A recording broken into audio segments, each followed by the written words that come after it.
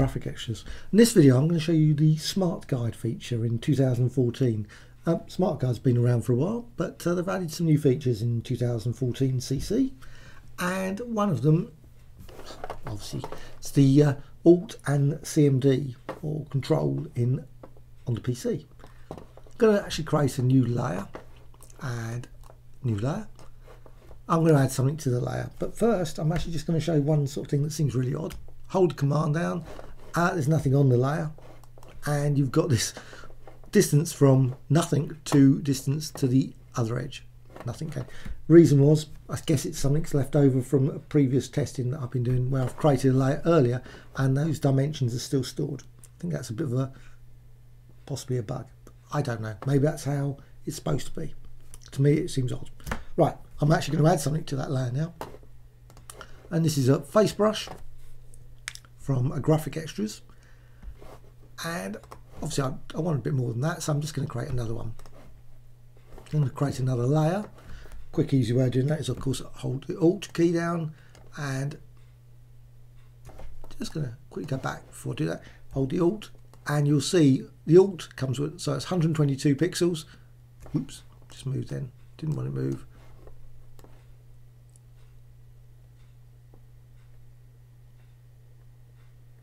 .122 pixels, and move along 122 pixels. Right, so I've actually got those. Now what I'm going to do is the CMD. That's the first thing. I'm going to do the Alt later. I'm going to go back to that and just going to select that one, CMD, and you will now notice that it says 122, 122. The distance between those, as far as it's concerned, they're all in a sort of group, a map group that it goes across. So you can also see the distances from the edges. So you can see that's 1066 pixels, 105 pixels from the top, 75 from the left, etc. Now you can change the setting of the pixels to centimeters, etc. in the preferences. One of the weird things which I don't really like about this is that if you're over here, so you're outside of the range of the transform, the box, you actually go inside the box, the measurements disappear, other than obviously the 122 pixel, 122. It's not, again, very consistent. I would personally, I would prefer to actually, maybe there's a reason, personally I can't see it, maybe if you've got hundreds and hundreds of layers, maybe it just becomes very, very confusing. There's probably some reason, logical reason for that, but to me it just seems that it would be nice to have it in both cases. Okay, now if you hold CMD down, so you can move it around, and you can see obviously, but you go over now to this other layer, and you can actually see the distance. It's 27 pixels between that first layer, the one that's actually selected, and this one that's not selected is 27 pixels. You go to this one and you can see it's 288 pixels to that one, to the first one that's actually currently selected. So you can actually see the distances, which is really quite nice.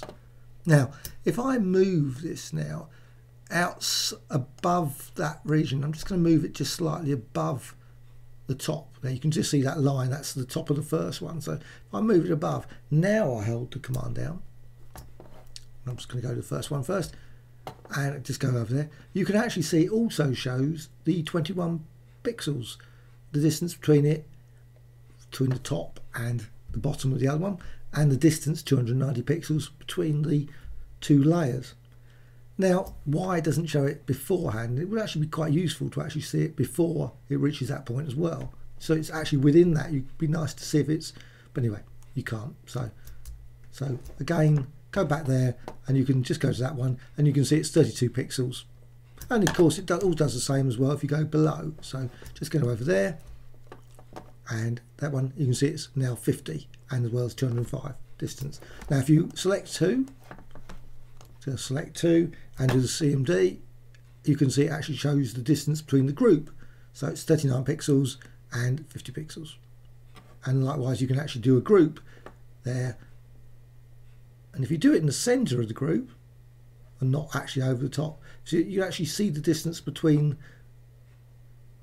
within the group. So it's actually 94 pixels to the edge of the group, 166 to the left at that point. So and likewise, that's 166, 94 from the top.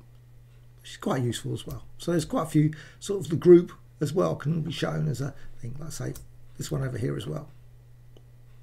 Now, next thing to do, I'm just going to quickly do the Alt. So hold the Alt key down and you can drag that across. Sometimes it just shifts us slightly a bit too, if you just, so 146 pixels, release, and you'll go across and it will tell you again that the distance between them, 146, and now it actually snaps to, when you're actually going across, you can actually see it snapping to, it says 146, right, so 146 from the first one, it's 146 from the second one, and you do it again, and it will, you can see the, obviously the above, the vertical, you can actually just drag it along. So, and it reaches 146, and of course you can stop it at any other point. You don't have to go at 146, but at 146 it stops and snaps. So you can actually create a quick and easy grid, and you can go Alt down, you can go down, and it says it's 678, 81 pixels from that one. And again you can go across, and it will, and you can see 146, so you can release. So it's very quick and easy just to create that. And it's hit that point. Now if you do go slightly up, you can actually see that it indicate, you can actually see the, now weirdly it doesn't show you the measurement, but until you get above, and you will actually then suddenly see it's 22 pixels. So it's just shows it while you're actually within that region, it doesn't show it. 146, 146, so and so on and so on. Now unfortunately if you actually move it slightly, you notice it's slightly now 146. You can correct it afterwards, so you can go back to it and you can see that it's 146 at this point, because it does sometimes slightly shifts when you release, it just moves it. I should be better at that, but I sometimes do make a mistake and it just slightly shifts. So again, you can tell that it's reached that 146 and it will indicate that, and there you have it. You've got your nice grid using the new Smart Guide Align. Very nice little feature. I say it's one of those things that it's crying out for some really additional features and more measurements. I love measurements, and actually there's a nice tool in Illustrator that's a measurement tool from Astute Graphics, and that's got loads and loads of great measurements, and there's some really great tools out there for that sort of thing. But this is a really nice addition to Photoshop. Really pleased to see it, and this is in 2014 version CC. Hope you found this tutorial of interest. Thank you much.